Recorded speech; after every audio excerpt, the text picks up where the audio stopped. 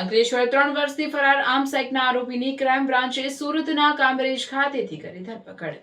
Ankleshwar B division police સ્ટેશનના arms act હેઠળના ગુનામાં છેલ્લા 3 વર્ષથી નાસ્તા ફરતા આરોપીને ભરૂચ લોકલ ક્રાઇમ બ્રાન્ચની ટીમે સુરત જિલ્લાના કામરેજ ખાતેથી ઝડપી પાડ્યો છે। એલસીબી પીઆઈ એમપી વાળાએ અલગ અલગ ટીમો બનાવી જરૂરી સૂચનાઓ આપી કામગીરી શરૂ કરાવી હતી। દરમિયાન પીએસઆઈ એવી શિયાળિયાની ટીમને હ્યુમન ઇન્ટેલિજન્સ તથા ટેકનિકલ સર્વેલન્સના આધારે માહિતી મળી હતી કે અંકલેશ્વર બી ડિવિઝન પોલીસ સ્ટેશનના આર્મ્સ એક્ટના ગુનામાં ફરાર આરોપી ગૌરવસિંહ રણજીતસિંહ તોમર કામરેજ ખાતે હાજર છે। માહિતીના આધારે ઉપરી અધિકારીઓની મંજૂરી મેળવી એલસીબીની ટીમ કામરેજ પહોંચી હતી અને આરોપીને ઝડપી પાડ્યો હતો। પોલીસના જણાવ્યા મુજબ આરોપીની પૂછપરછ દરમિયાન તેણે ગુના અંગે હકીકત જણાવી હતી। ત્યારબાદ જરૂરી કાયદેસરની કાર્યવાહી કરી આરોપીને અંકલેશ્વર બી ડિવિઝન પોલીસ સ્ટેશને સોંપવામાં આવ્યો છે।